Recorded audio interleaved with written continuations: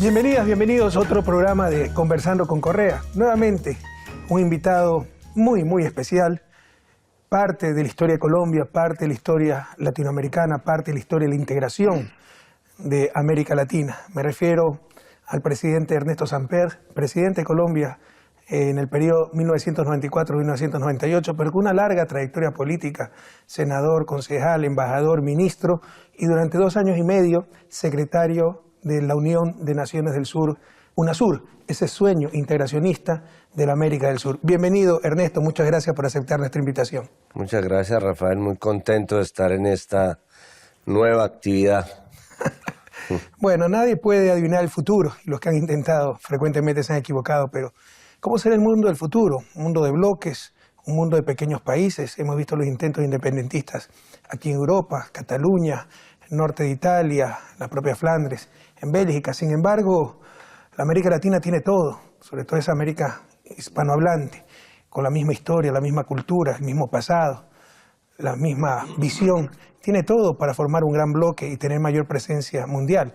Eso fue lo que intentó parcialmente UNASUR con la América del Sur, pero tenemos también intentos de integración de toda América Latina, por ejemplo, con la Comunidad de Estados Latinoamericanos del Caribe, CELAC. ¿Cómo sentiste tú esa integración? ¿En qué situación la dejaste? ¿Cómo ves el futuro? Es una sensación agridulce, Rafael, porque de una parte es claro que el sistema multilateral que se inventó el mundo después de la Segunda Guerra Mundial, no está funcionando. O sea, el multilateralismo como forma de convivencia no está funcionando. Entonces lo que uno esperaría es que el mundo evolucione nuevamente hacia un regionalismo sano. Pero ahí se encuentran obstáculos, por ejemplo, como lo que está pasando en Cataluña, que ese intento caricaturesco de independencia de Cataluña le hace mucho daño al fortalecimiento de un concepto sano de lo que deben ser regiones y bloques de regiones. Y ahí es donde yo creo que en el caso de América Latina, nosotros tenemos, como bien decías, una ventaja infinita sobre otras regiones. Tenemos ante todo una fuerte identidad, una ciudadanía en el concepto de pertenencia con todos los países de América Latina y los países del sur, por supuesto. Hablamos una misma lenguaje, tenemos una misma identidad, compartimos una misma historia, es lo que se llama la casa grande, no es nuestro gran inmueble que nos regalaste de UNASUR en la mitad del mundo, sino es un concepto de cómo podemos unirnos nosotros y cómo tenemos un concepto de nación. Aquí en Europa 34 naciones que están tratando de hacer integración. Nosotros somos una sola nación, por eso es un poco agridulce que no hayamos sido capaces en estos momentos, que es cuando más se requeriría una voz que hable a nombre de la región, que plantee temas frente a lo que le está pasando, digamos, en los Estados Unidos, con una agenda absolutamente agresiva contra América Latina, que nosotros tengamos prácticamente inmovilizados los escenarios regionales de integración. Y fraccionado, ¿no? Recuerda que, bueno, este fue el sueño de nuestros libertadores, empezando por Simón Bolívar, y América Latina, lo que conocemos como América Latina, se inició con unidades políticas de mayor tamaño, la República Centroamericana, la propia Gran Colombia, pero luego ambiciones, intereses, fraccionaron todas esas unidades políticas. Hoy tenemos una América Latina bastante fraccionada y ahí debemos aprender mucho del mundo, ¿no? Europa, el ejemplo de integración, pese a las tensiones que hoy sufre, que hoy enfrenta, el ejemplo de integración que nos da diferentes culturas, diferentes religiones, diferentes sistemas políticos. Hace 60, 70 años se mataron por decenas de millones durante la Segunda Guerra Mundial, pero tuvieron esa voluntad política de unirse. Claro. Mientras que los europeos tendrán que explicarle a sus hijos por qué se unieron. Los latinoamericanos tendremos que explicarle a nuestros hijos, si algún día logramos esa tan deseada integración, ¿por qué nos demoramos tanto? Porque tenemos todo.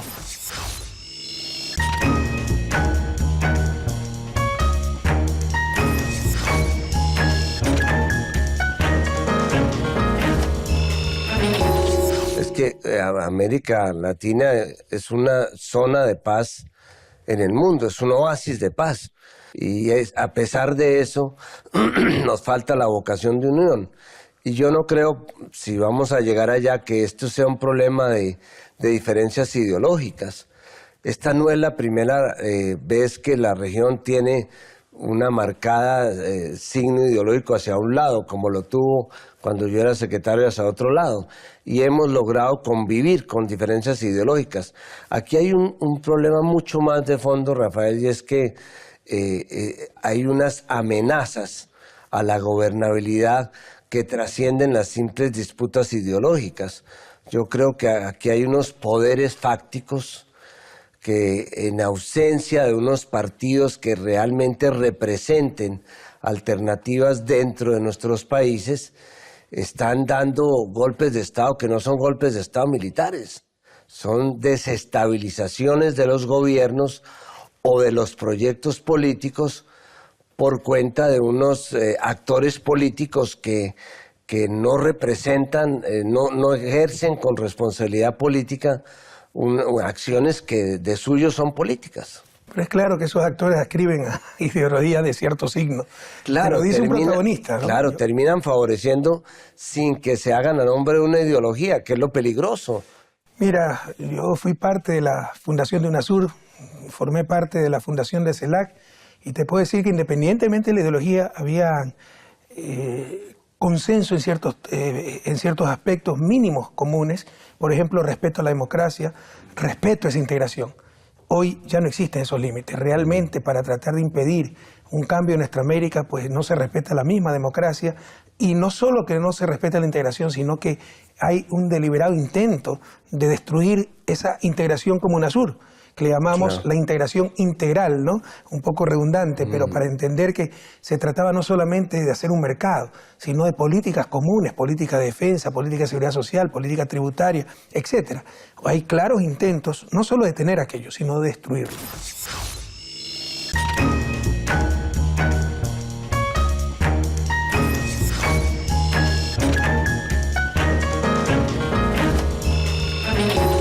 Es verdad, pero hay que también saber de dónde viene UNASUR.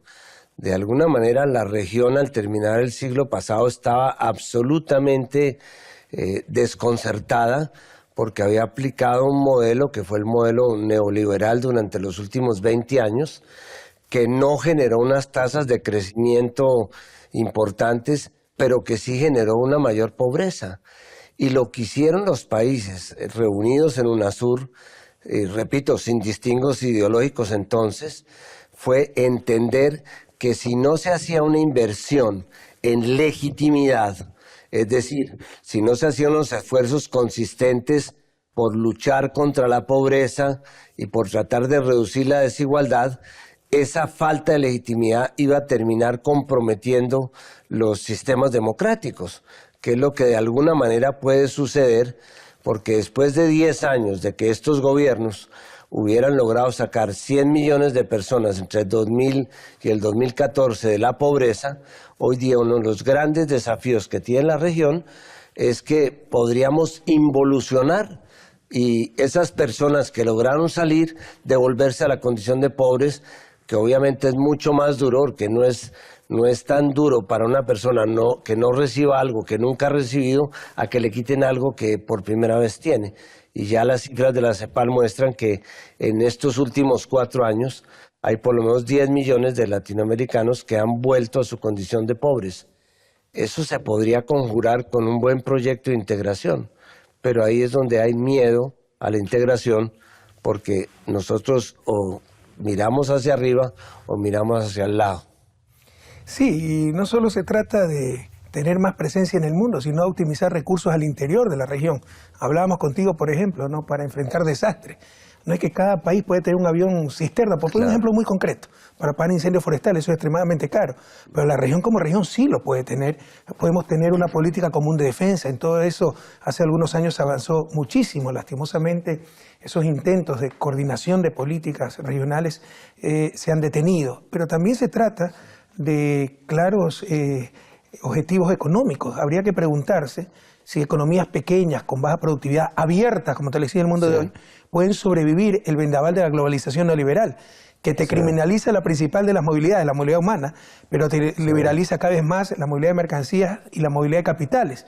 Y los capitales como un vendaval que arrasan los países pequeños por donde pasan si es que ya dejan de ser de su interés. Entonces, todo eso con una mayor integración, incluso soñando una moneda común, ¿verdad? Como con bloques económicos, monetarios de mayor tamaño, pues estás más protegido hacia los capitales especulativos, hacia esta movilidad internacional de capitales. De acuerdo, pero acuérdate lo que pasó cuando yo fui como presidente al lanzamiento del gran Tratado de las Américas que hizo el presidente Clinton, que nos íbamos a volver el gran bloque americano de las Américas para enfrentar el bloque asiático y el bloque europeo. ¿Usted vivió la era Clinton como presidente? Sí, a mí me tocó. Yo ni nací en ese.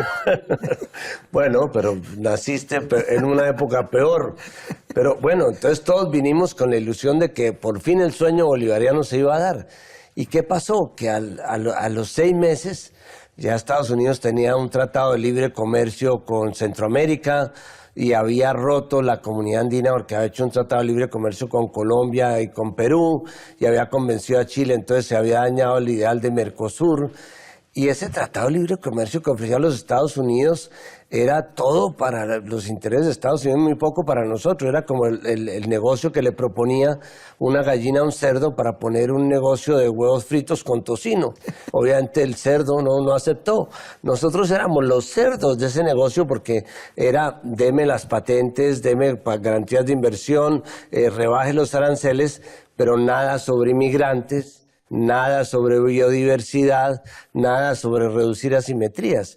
Entonces, en este momento la región, cuando tiene una crisis tan profunda como la que tiene, en lugar de pensar a ver si van a aparecer otra vez los chinos, o si le vendemos a Estados Unidos, o si la Unión Europea se recupera, las posibilidades de desarrollo de la región están dentro de la región. Nosotros lo que necesitamos es agregarle valor a lo que tenemos, porque seguimos con un modelo extractivista de desarrollo y ese no nos lleva a ninguna parte. Precisamente por lo que tú dices, Ernesto, ¿no? La sociedad de la gallina con el cerdo, la gallina pone los huevos, el cerdo, el tocino, es decir, desaparece el cerdo. América Latina no ha negociado con América del Norte, ha recibido imposiciones, pero para poder negociar debemos estar unidos. Esa es otra razón más para la urgencia, no solo la necesidad, la urgencia de la integración.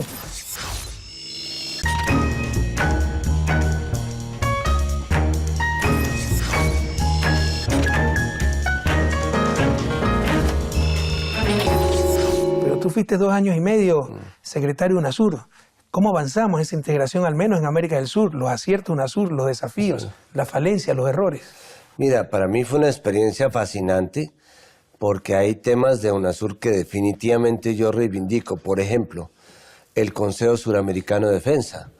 Gracias a ese Consejo Suramericano de Defensa, hoy día no están nuestros altos mandos en Estados Unidos recibiendo órdenes y trabajando sobre las hipótesis de conflicto que les vendían, y era qué pasaría si hubiera una guerra entre Ecuador y Perú, qué pasaría si se enfrentan Colombia y Venezuela. Todas esas hipótesis nos involucraban unos contra otros. Hoy día el Consejo Suramericano de Defensa trabaja con hipótesis de confianza, cómo sumarnos para defender patologías globales como el narcotráfico o el terrorismo. O sea, hay cosas de UNASUR que yo reivindico. Es un poco lamentable que lo que permitió que naciera UNASUR, que fue lamentablemente aceptar que el veto fuera el sistema, o que más que el veto, que el consenso fuera el sistema de votación, es lo que en este momento está impidiendo que UNASUR siga adelante. Y es que no se ha podido encontrar la manera de llegar a un secretario. Te cuento una anécdota por haber sido parte de la historia y de esa historia, ¿no? Cuando fuimos a Brasilia, si la memoria no me falla, para firmar el inicio, la fundación de UNASUR, ahí leímos los presidentes, lo que habían preparado nuestros delegados, es decir, las cancillerías, los diplomáticos, y yo me di cuenta que eso no tenía mucha experiencia, llevaba 1 año de presidente, pero era suficiente para saber que eso no iba a funcionar precisamente por la regla de consenso, que la puedes ver desde el otro lado, la capacidad de veto. Basta un país que se oponga para frenar cualquier decisión, elección de secretario, cualquier decisión de UNASUR.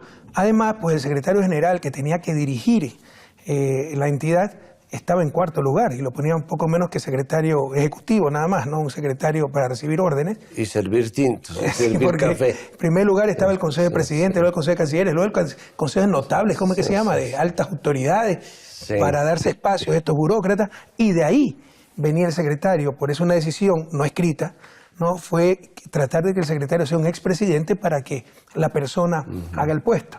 Pero obviamente esa fue una falla muy grave. Yo me negué a firmar. Me invitaron a un desayuno, Lula, Hugo Chávez, Evo, y me convencieron de firmar y que después iban a corregir aquello, e ingenuamente creí aquello. Porque para corregirlo necesitaban el consenso. No, y para corregirlo necesitaba que pase de nuevo por todos los congresos, los senados, asambleas. Ese es un proceso extremadamente complejo. Entonces quedó ahí y por eso es muy fácil inmovilizar UNASUR por la capacidad de veto.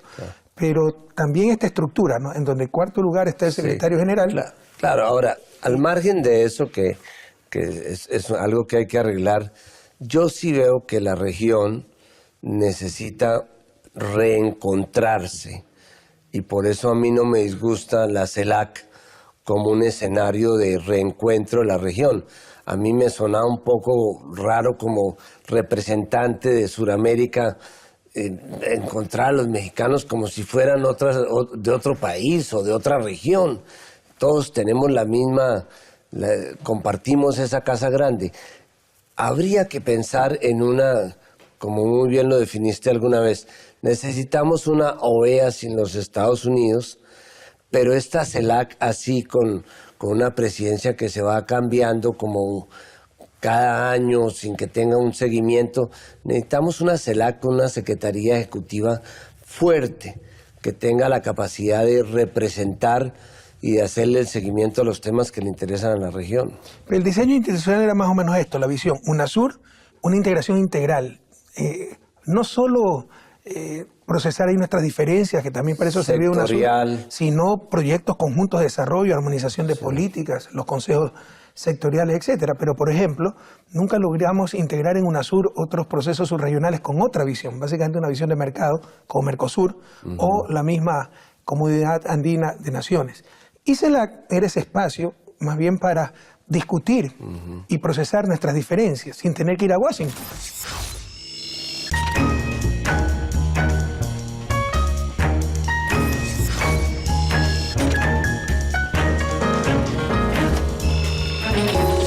CELAC nace del grupo de Río, cuando nos reunimos en Santo Domingo, después de un grave conflicto con Colombia, el 1 de marzo del 2008, cuando nos bombardeó Colombia. Entonces llevamos había la cumbre del Grupo de Río en Santo Domingo, se cambió la agenda, pasamos un día ahí los presidentes, pero logramos superar ese gravísimo problema. Habían tensiones extremas en la región entre Colombia, Ecuador, Venezuela, y se superó gran parte del problema. Ahí nació la idea de tener nuestra propia comunidad, nuestro propio espacio, para procesar nuestra diferencia y no tener que ir a Washington. Eso es ridículo. Claro. O sea, un problema Colombia, Ecuador y lo discutir a Washington. ¿Qué sentido tiene eso? De acuerdo. Pero fíjate que en la CELAC, cuando tuvo Ecuador la presidencia, prácticamente funcionaron todos los comités y las reuniones se hicieron en UNASUR. Y ahí nosotros participamos con las mismas inquietudes, las mismas problemáticas, el tema de la salud, el tema de la educación. Entonces creo que en la región hay que hacer un salto cualitativo hacia definir un mecanismo que permita una representación efectiva. Y repito, no tiene sentido ahora hay un grupo de Lima, se está armando un grupo de no sé dónde, se están haciendo grupos por intereses de afinidades. Eso era el papel que debía jugar UNASUR o Mercosur o los organismos de integración. Que hay tanto que hablar, pero ¿cuáles fueron los errores tal vez que cometimos? Ya nombramos algunos en la fundación de UNASUR, pero por ejemplo, no sé si el público conozca que UNASUR tiene 4 idiomas oficiales: español, portugués, inglés y neerlandés. Inglés por Guyana y neerlandés por Surinam. CELAC, en su interior, acoge países cuyo jefe de Estado todavía es la reina de Inglaterra. Entonces, ese puede ser un error. Y hay algunos reyesuelos en América también, pero bueno. Creer que la cercanía geográfica te da coincidencia de valores, principios, objetivos, visiones, etc. Y como decía mi madre, pues el que mucho abarca, poco aprieta. Pero en todo caso, CELAC también es intento, insisto, de tener un espacio regional para procesar nuestras diferencias y que un problema entre Colombia y Ecuador no tengamos que irlo a discutir en Washington, en la OEA, a la cual Fidel Castro llamaba el Ministerio de las Colonias. Y como tú bien dices, financiado por Estados Unidos, y es clara la hegemonía de Estados Unidos y en general de América del Norte, Estados Unidos y Canadá. La idea es que tener un mundo de bloques, o al menos tener el bloque regional latinoamericano y caribeño, y como bloque encontrarnos en el seno de la OEA para discutir nuestras diferencias con el bloque norteamericano. Iremos con un poco más de fortaleza o con menos debilidad. Fíjate que de alguna manera se está haciendo con la Unión Europea. CELAC ha tenido unos diálogos importantes con la Unión Europea que han servido para identificar comunes denominadores. Yo lo que pienso es que a nosotros nos quedó esto a mitad de camino porque no tuvimos el relacionamiento que a mi juicio era lógico para UNASUR, que es el relacionamiento sur-sur. Nuestros verdaderos aliados hacia el futuro pues es el sur asiático, el sur africano, el tema de los BRICS. La región en este momento vive una especie de orfandad por el tema de Brasil, lo digo con todo respeto. Cuando yo llegué a UNASUR, Brasil de alguna manera era una especie de transatlántico que se movía y ayudaba a mover y a conseguir los consensos. Hoy día eso no existe, no está ese actor importante que fue Brasil y que lo fue durante mi época. Que era Lula da Silva. Pero además era una puerta abierta al Asia, al África, y esto no es una cosa retórica de los no alineados ni nada de eso. Las cifras muestran claramente que los niveles de crecimiento del comercio y de las relaciones económicas entre los países del sur o el sur duplican las cifras de crecimiento con los bloques tradicionales. Entonces nosotros ahí tenemos una puerta que tenemos que cruzar y en la cual efectivamente Lula da Silva con mucha visión abrió las puertas para que UNASUR de alguna manera entrara al sur. Era una relación sur-sur. Teníamos cumbres con África, cumbres con el Medio Oriente, cumbres con China. Ahora se está criticando tanto la influencia, entre comillas, China en la región, cuando es el principal financista del mundo y financia al propio Estados Unidos.